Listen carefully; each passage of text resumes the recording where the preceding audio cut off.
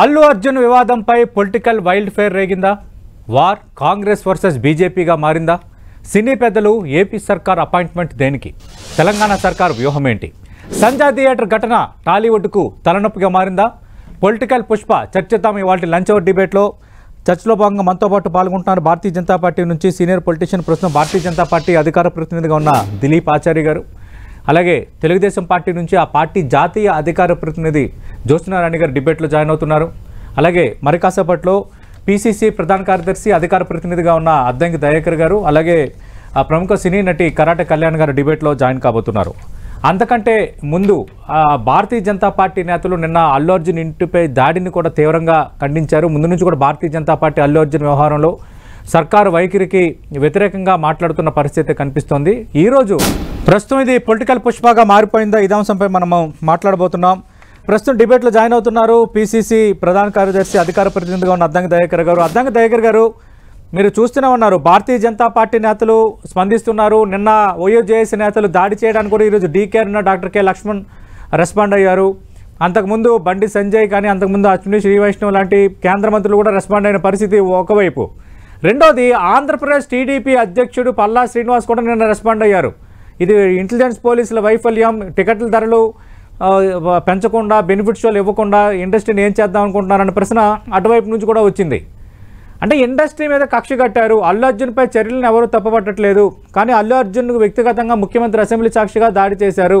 నిన్న ఓయూజేఏసీ నేతలు దాడి చేశారు. ఇంటెలిజెన్స్ పోలీసుల వైఫల్యం ఉంది, ప్రభుత్వం ఇండస్ట్రీ పైన కుట్ర కూడా చేసింది అని బీజేపీ మిగతా పార్టీ నేతలు ఆరోపిస్తున్నారు.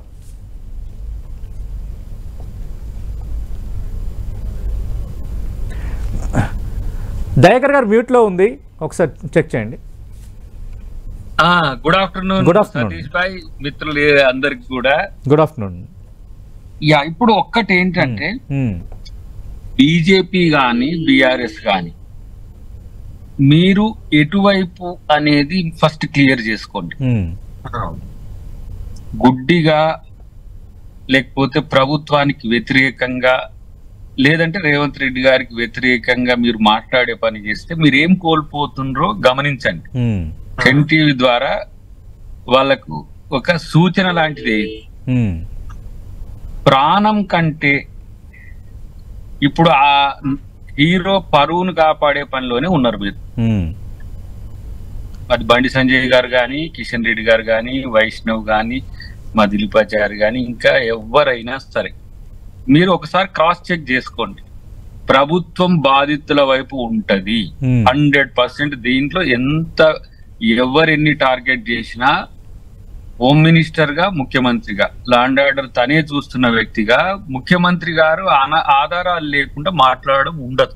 ప్రత్యేకించి రేవంత్ రెడ్డి గారి విషయంలో అనవసరమైన విషయాలకు వెళ్ళి రాద్ధాంతం చేసుకోవాల్సిన అవసరము లేదు. ఇంకో వాళ్ళ కోసం ఫాల్స్ ప్రిస్టేజ్ పోయే వ్యక్తి కాదు.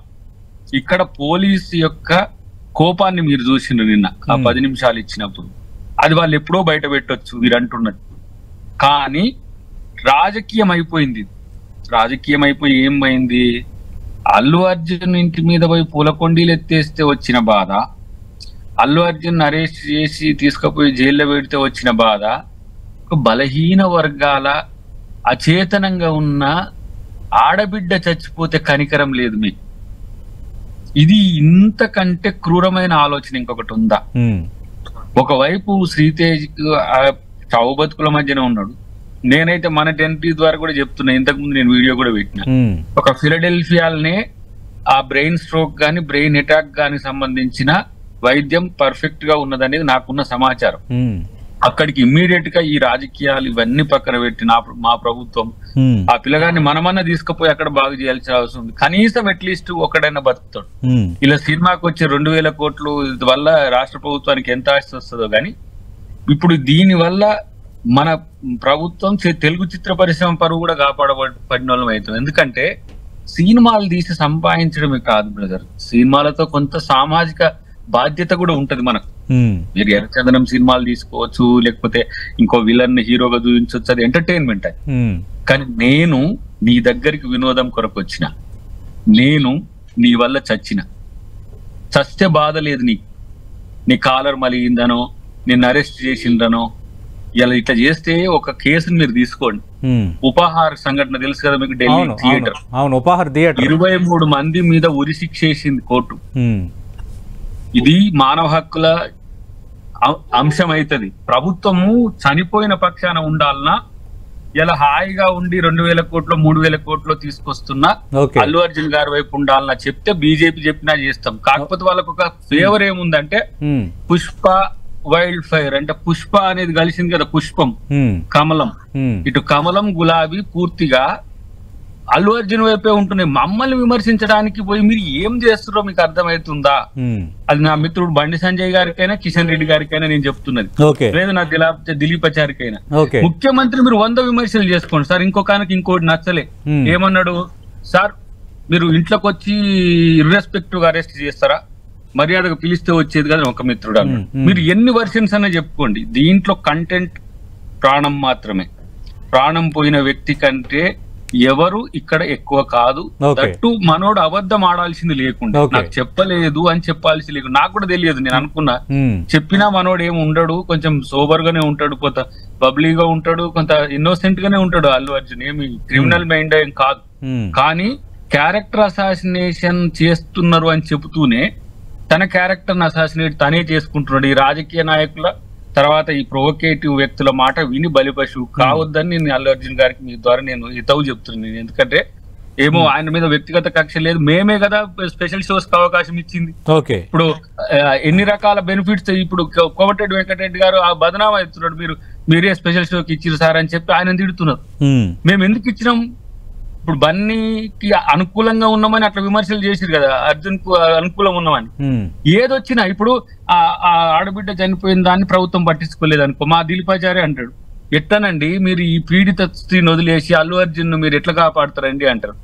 నేను జరిగిన నష్టంలో బాధితుని వైపే ఉంటున్నా. మీరు అనొచ్చు లా అండ్ ఆర్డర్ ఇష్యూ అయింది, ఎక్స్ అయింది, వై అయింది, జెడ్ అయింది, ఏదైనా అనుకోండి. ఇప్పుడు రేపు కోర్టు నాకే ముట్టికాయలు వేయవచ్చు. మీరు ఎందుకు వాళ్ళు రావద్దన్నప్పుడు అరెస్ట్ చేయొచ్చు కదా, మీరు ఆయనను అల్లు అర్జున్ ముషిరాబాద్ రైల్వే స్టేషన్ కానీ అరెస్ట్ చేయొచ్చు కదా అనొచ్చు. కానీ నేను క్రౌడ్ కంట్రోల్ చేసే స్థితిలో లేను కాబట్టి నేను డిఫెన్సివ్ గా ఉన్నా.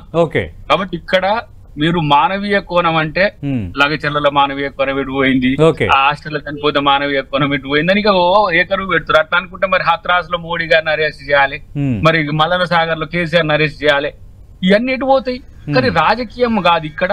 ఈ మనిషి ప్రాణం విషయాన్ని గుర్తుపెట్టుకోండి, ఎక్కడ కూడా తొందరపాటు లేదు. ఇప్పుడు ఆంధ్ర తెలంగాణ సమస్య తెచ్చింది, వాళ్ళ పరిశ్రమ ఇక్కడ ఉంటే మంచిది కాదని. ఇంకా అది కూడా నేను మాట్లాడబోతున్నాను. తెలుగుదేశం పార్టీ స్పందన కూడా చూశారు. అంటే ఇక్కడ అల్లు అర్జున్ తప్పు చేయలేదని, అల్లు అర్జున్ పై చర్యలు తీసుకోవద్దని ఎవరో చెప్పడం లేదు. చర్యలు తీసుకోకపోతే మేము కూడా ప్రశ్నిస్తాము. కానీ ప్రభుత్వ వ్యవస్థల వైఫల్యం సంబంధించి కూడా ప్రభుత్వం ఎందుకు గ్రహించడం లేదు? ప్రభుత్వ వ్యవస్థల వైఫల్యం కూడా అక్కడ క్లియర్ కట్గా ఉంది కదా, అంశాన్ని మేము ప్రశ్నిస్తున్నాం అంటున్నారు. ఇప్పుడు జోష్నక్క అని సినిమా మా జోష్న గారు తీస్తారు, ఒక మాట ఎగ్జాంపుల్ చెప్తున్నా. ఆమె ప్రీమియర్ షోకి వస్తుంది, లేకపోతే ప్రివ్యూకి వస్తుంది. ఎందుకు? జనం మధ్యన కూర్చొని జనం జోష్ ఎట్లా ఉందో చూద్దామని వస్తుంది. చూస్తున్నది. మధ్యన వచ్చి అమ్మ మీరు వచ్చినందుకు ఒక ఆడపిల్ల చచ్చిపోయింది, ఒక బాబు చాలా ప్రాబ్లం ఉంది, మీరు వెళ్ళిపోండి అమ్మా ఇక్కడికి వెళ్ళి, తర్వాత మేము లాండ్ ఆర్డర్ చూసుకుంటామని పోలీసు చెప్తారు. ఏం చేస్తుంది జోష్నక్క? అయినా సరే నా సినిమా మొత్తం ఈ జోష్ చూసినాక నేను పోతానంటదా?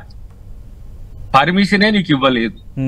ఇలా దానికి ఎగ్జాంపుల్ చూడండి. పర్మిషన్ ఇవ్వనప్పుడు క్రౌడ్ వచ్చినప్పుడు, ఇప్పుడు మనము ధర్నా చౌక్ కారణం ఇంకొక టీడీపీ ఆఫీస్ కారణం లేకపోతే బీజేపీ ఆఫీస్ కారణం మీరు ఒక ధర్నా చేసుకుంటానికి ఇస్తే మేము పర్మిషన్ ఇవ్వలే, అయినా మీరు క్రౌడ్ ను పోల్ చేసిండ్రు, అయినా మీ ప్రొటెక్షన్ మా బాధ్యతే కదా.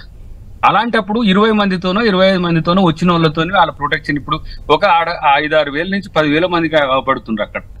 వాళ్ళని కంట్రోల్ చేయడానికి అప్పటికప్పుడు ఉన్న స్టాఫ్ ను వాడి, నీకు రాజనాయక్ గురించి చెప్తుంది కదా, నేను కూడా చచ్చిపోతున్నామో అనిపించింది అని అన్నాడు, గుర్తుందో లేదు మీకు నిన్న చెప్పినప్పుడు.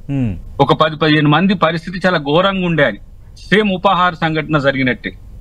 ఇక్కడ ప్రభుత్వం తన బాధ్యతను ఎక్కడా తప్పించుకోలేదని చెప్పడానికి ఒక ఉదాహరణ చెప్తా. మీరు అప్లై చేసిండ్రు, అప్లై చేసినప్పుడు ఇన్వార్డ్ లో సంతకం పెడతాం, ఎస్ మేము తీసుకున్నాం రిసీవ్డ్ కాపీ అని. మీకు పర్మిషన్ కాపీ బయట పెట్టండి, పర్మిషన్ ఇచ్చినట్టు. ఎందుకంటే ఆల్రెడీ అన్ని థియేటర్ల ముందు దీనికి ప్రివ్యూకి ఇచ్చినాం కాబట్టి మీరు తగు చర్యలు తీసుకోమని అన్నాం గాని ఈయన వస్తా అంటే వద్దు నాయన అని చెప్పిందే పోలీసు.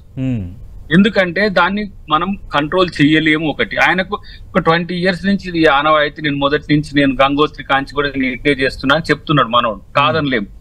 కానీ ఇక్కడ జరుగుతున్న పరిణామాలు వేరున్నాయి కాబట్టి వద్దని చెప్పిన పరిస్థితి ఉన్నది. కాబట్టి ప్రభుత్వం తరపు నుంచి మమ్మల్ని బదనాం చేసుకోవడానికి మీరు ఏమైనా చేయండి, రాజకీయంగా మీరు ఏదైనా మాట్లాడండి, ఎవరి వర్షనాలు మాట్లాడండి, అవసరమైతే రేపు హైకోర్టు మాకు కూడా ముట్టకాయలు ఇవ్వచ్చు, మాకు కూడా మా పోలీసులు కూడా అనొచ్చు కాదు.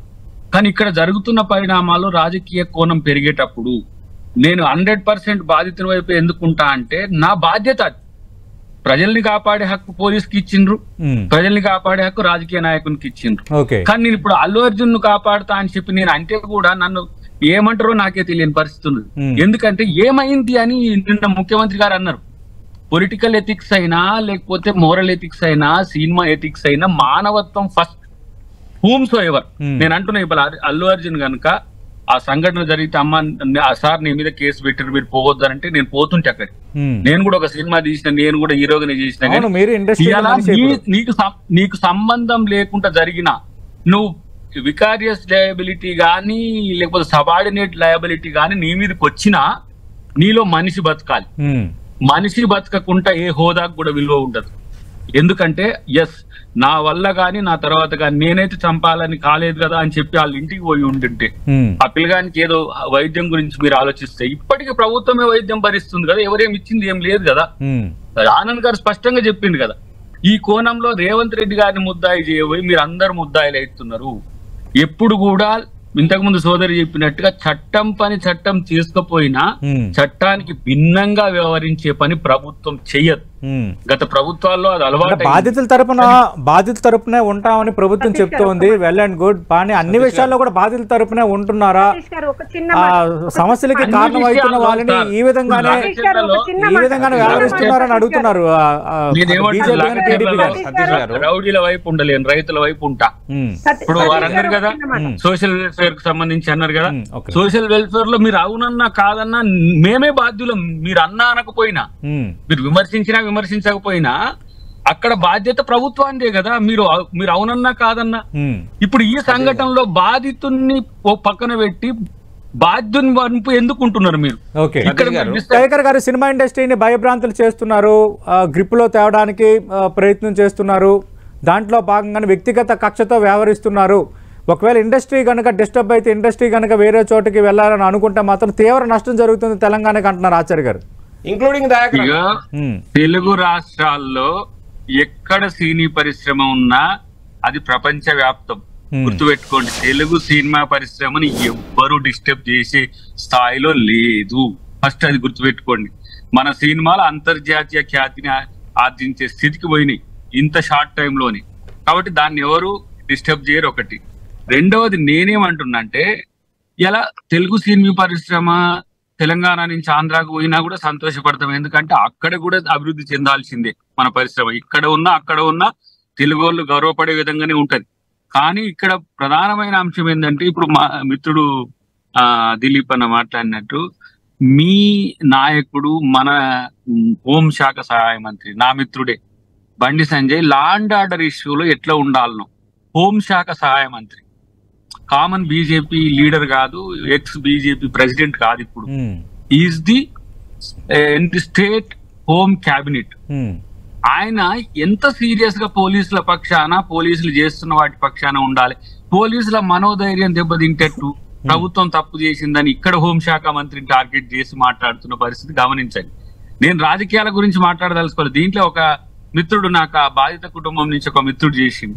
అంటే చేసిందంటే ఇక ఒక రకంగా ఏడ్చుకుంటాను, అన్న నా ఇంట్లో నా చెల్లె చచ్చిపోతే కూడా మీరు రాజకీయాల గురించి ఆలోచిస్తారు, కానీ ఎప్పుడు కూడా నా కోణం నుంచి చర్చ పెట్టలేరు. మీరు కాంగ్రెస్ ప్రభుత్వం ఏంది, బీజేపీ ప్రభుత్వం ఏంది, నాకు టీడీపీ ఏంది, వైసీపీ ఏంది అన్న.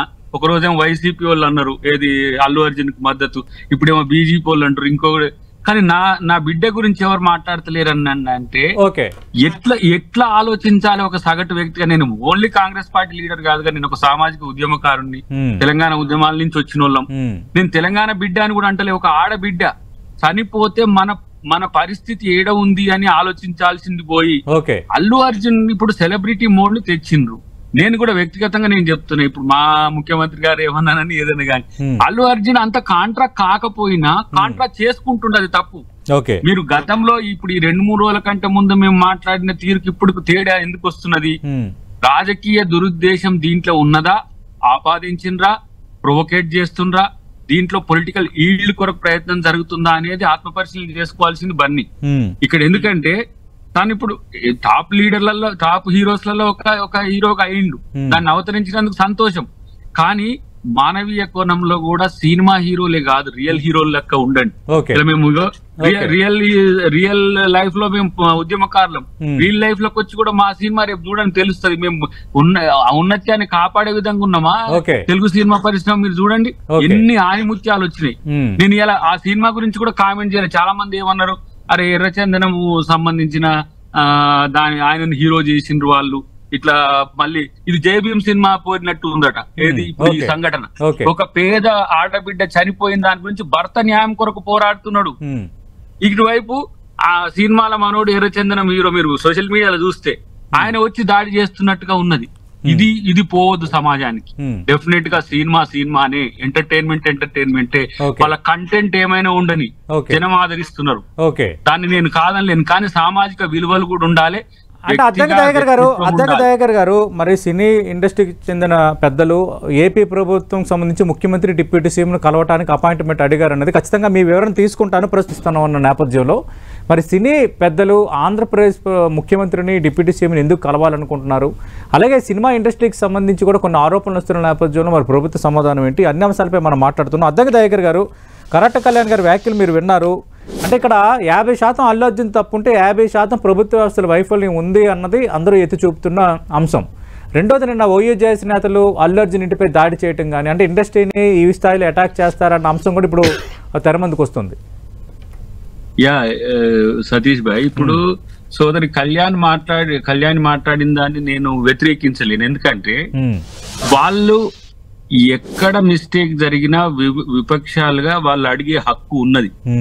మా దిలీప్ అన్న గాని మా జ్యోత్స్నకి గాని. ఎందుకంటే ఇప్పుడు మనం అది ప్రీ డిజైన్డ్ కాదది. వస్తే సరే ఏం చేస్తాం, వద్దన్నా వచ్చిండు కాబట్టి ఏదో ఒకటి చేద్దామని పోలీసు సహకరించింది చూసిండ్రు మీరు. దాంట్లో కూడా ఈ దుస్సంఘటన జరగడం అనేది ఇప్పుడు సమస్య అందరికి.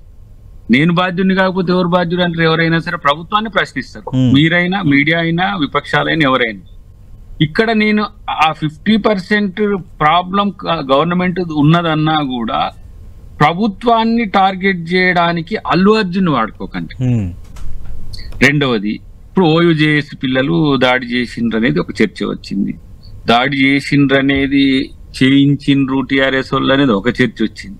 టిఆర్ఎస్ వాళ్ళు ఉన్నారో లేరో కానీ టిఆర్ఎస్ వాళ్ళే అల్లు అర్జున్ ఇంటి మీద దాడి చేసి కాంగ్రెస్ పేరేస్తున్న ఒకటి, లేదు ఓయూజేఎస్ వచ్చింది అని ఒకటి, లేదంటే కాంగ్రెస్ వాళ్ళే దాడి చేయించారని ఇంకొకటి. ఇట్లా వస్తాయి. దాంట్లో రియల్ వర్షన్ ఏందనేది ప్రభుత్వం తీసుకుంటది. ఇక్కడ నేనేమంటున్నా అంటే దీన్ని తెలుగు పరిశ్రమకు అంటగట్టిన చూసినా ఇది దుర్మార్గం. నేను ఇంతకు ముందే చెప్పిన, తెలుగు పరిశ్రమ ఎక్కడ ఉన్నా తెలుగు పరిశ్రమను ఎవరో తగ్గించేదో ఎవరి వలన తగ్గేది ఉండదు. ఎందుకంటే అది సొంతంగా ఎదిగింది, ఒక న్యాచురల్ ఎదిగినది. మీరు మేము అణచివేద్దామన్నా కాదు. కానీ హీరోలు లేకపోతే విలన్లు లేకపోతే లేడీ హీరోయిన్లు ఇట్లా ఉండదండి చట్టం విషయంలో. డెఫినెట్ గా ఇప్పుడు తప్పు చేసి మర్డర్ చేసి సారీ సార్ నాకు ఐ డోంట్ నో అని అంటే కలవదు. ఇక్కడ అది సమస్య. నేనేమంటే A11 మీరు A1 గా చేసిండ్రని మన పురంధరేశ్వరి గారు అన్నారు. వారు కూడా సినిమా పరిశ్రమ ఒక లెజెండరీ కూతురే. A11 ఎంక్వైరీలో A1 కూడా అవుతాడు. ఎందుకంటే వద్దంటే అసలు అల్లు అర్జున్ రాకపోతే సహజావుగా సంధ్య థియేటర్ లో సినిమా అయ్యి ఇలా పుష్పకు ఇన్ని అవాంతరాలు వచ్చాయి కాదు. వాళ్ళు సక్సెస్ ని కూడా ఎంజాయ్ చేయలేకపోతున్నారని మిత్రుడు అంటున్నాడు అల్లు అర్జున్. కాదు, సక్సెస్ ని ఎంజాయ్ చేయలేకపోతుంది కారణం ఇగో ఇక్కడ ఈ మరణం గురించే ప్రభుత్వం ఆలోచిస్తున్నది. నేను ఒక మాట అంటున్నా మీకు, రేవంత్ రెడ్డి గారి మీద మా దిలీప్ అన్నాడు, రేవంత్ రెడ్డి గారి పేరు ఎత్తకపోవడం వల్ల అల్లు అర్జున్ మీద కాదు, రేవంత్ రెడ్డి గారి పేరు మోడీ గారు సైతం, ఈ దేశ నాయకుడు సైతం ఈ రాష్ట్ర నాయకుడిని పొగిడే పరిస్థితి ఈ రోజు. కాబట్టి అల్లు అర్జున్ చెప్పకపోతే, ఎక్స్ చెప్పకపోతే, వై చెప్పకపోతే కాదు. గతంలో మీరు చూడండి, మన పవన్ కళ్యాణ్ సినిమా ఇది భీమ్లా నాయక్. భీమ్లా నాయక్ ఆ రాష్ట్ర ప్రభుత్వం అక్కడ కొంత అవాంతరాలు తెచ్చిందని నేను చూసిన. తర్వాత ప్రభాస్ కూడా ఏదో సినిమా వచ్చింది, అది దానికి కూడా చేయలేదని ఒక విమర్శ వచ్చింది. కానీ తెలంగాణ ప్రభుత్వం ఆ రోజు బీఆర్ఎస్ ఉండని, ఈ రోజు కాంగ్రెస్ ఉండని. ఎందుకు అంటే మన గడ్డ మీద ఇలా తెలంగాణ పరిశ్రమ వర్ధిల్లుతున్న క్రమంలో మేమెందుకు ఉద్దేశపూర్వకంగా చేసుకుంటామండి? ఇలా మోహన్ బాబు గారిని ఏమైనా రిపోర్టర్ మీద దాడి చేయమని కాంగ్రెస్ పార్టీ చెప్పిందా? అది ఆయన దురదృష్టం పాపం. ఆయన ఏం ఉద్దేశపూర్వకంగా చేసుకుపోయినా ఇప్పుడు ఆ చర్యలు అట్లెందుకో కలిసి వస్తున్నాయి. కానీ నేనంటున్నా, తెలంగాణ పరిశ్రమ, తెలుగు పరిశ్రమ అని విడదీయకండి. తెలుగు పరిశ్రమ ఎక్కడ ఉన్నా దానికి డోకా లేదని ఒక అయితే, ఈ రోజు దాన్ని విడగొట్టే రాజకీయ కుట్రలు చేస్తున్నప్పుడు కూడా దాన్ని మేము ఏమనం. ఎందుకంటే వాళ్ళు ఎక్కడ ఉండాలనేది నిర్దేశించుకోవాల్సింది పరిశ్రమ, ఎక్కడ లాభదాయకత ఉన్నది. దయాకర్ గారు, మీ ఉద్దేశాలు మంచివే కావచ్చు, కానీ ఇండస్ట్రీ అయితే కొంత డిస్టర్బ్ అయ్యింది అన్నది కొంత లార్జ్ సెన్స్ లో కనిపిస్తున్న. ఎవరి వల్ల? ఎవరో ఒక సాయం కోరుకుంటున్నారు అని ఒక మాట చెప్తా. ఏపీ ముఖ్యమంత్రిని, ఏపీ డిప్యూటీ సీఎం కలవాలనుకోవడానికి అపాయింట్మెంట్. ఒక మాట దిలీప్ అనేది వ్యాలిడ్ క్వశ్చన్. దిలీప్ గారు కాదు, చిరంజీవి గారి వల్ల కావట్లేదు కదా, బాలకృష్ణ గారి వల్ల కావట్లేదు కదా, ప్రభాస్ గారి వల్ల కావట్లేదు కదా. దురదృష్టవశాత్తే అల్లు అర్జున్ వల్ల కొంత ఇబ్బంది అయ్యింది అనే మాట వాస్తవం. దురదృష్టవశాత్ ఆయన దురదృష్టం అది. ఇయ్యాల తను కూడా నేషనల్ వైడ్ గా ఈ సినిమా సక్సెస్ అయినందుకు ఎంజాయ్ చేసేటోడు. అల్లు రామలింగయ్య గారి అభిమానులం మేము. ఆయన వల్ల మా జీవితంలో ఎంతో నవ్వుకొని ఆయన స్ఫురణకు వస్తే చాలు మాలో సంతోషం వచ్చేంతటి ఒక నాయకుని మనవడు. ఆయన కామెడీ పాత్రలు, విశిష్ట పాత్రలు వేసి ఉండొచ్చినా గానీ ఇలా ఆయన మనవడిగా, అల్లు అరవింద్ గారి కొడుకుగా అల్లు అర్జున్ ఇలా నేషనల్ స్టార్ ఆల్రెడీ ఇండస్ట్రీలో ఉన్నారు కాబట్టి ఆ ఇండస్ట్రీ ఇవి ఆల్రెడీ వచ్చేసాయి మీకు.